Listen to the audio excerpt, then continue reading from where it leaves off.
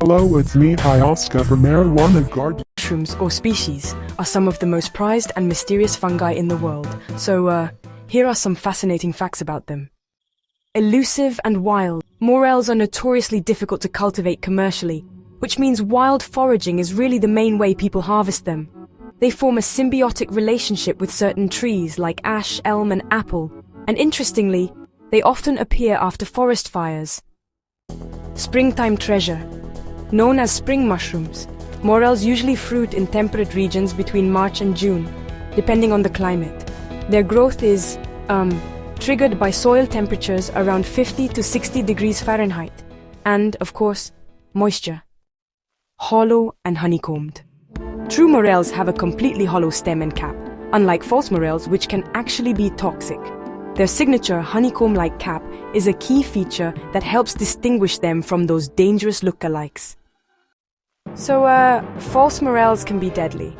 Toxic false morels, known scientifically as Gyromitra species, contain gyromitrin, a compound that, when ingested, actually transforms into monomethylhydrazine. Yeah, the same chemical used in rocket fuel.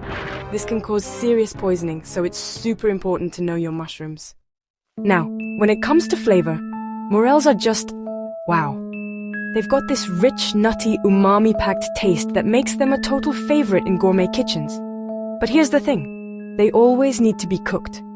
Raw morels contain small amounts of toxins that can lead to stomach upset, so don't skip the pan. And yep, they're not just tasty, they're pricey too.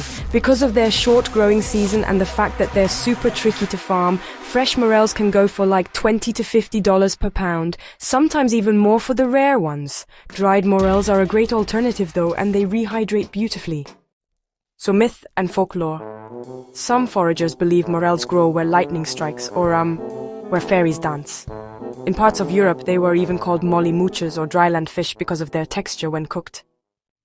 So, morels are actually pretty nutrient-rich. They're a good source of iron, vitamin D, and even protein, about 3 grams per 100 grams. Oh, and they also contain antioxidants and some compounds that might support your immune health, which is kinda cool. You know, morel hunting is almost like a competitive sport. Foragers can be super secretive and fiercely guard their favorite spots. Some folks even go back to the same patches year after year, and get this, there are morel festivals, like in Michigan and Missouri, where people celebrate the hunt with competitions and, of course, big feasts.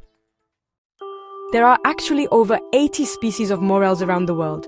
For example, yellow morels are pretty common in North America. Then there are black morels, which are darker and often pop up in burned areas. And don't forget giant morels. These can grow up to 12 inches tall. Pretty wild, right? So, hey, would you like tips on how to forage or cook them?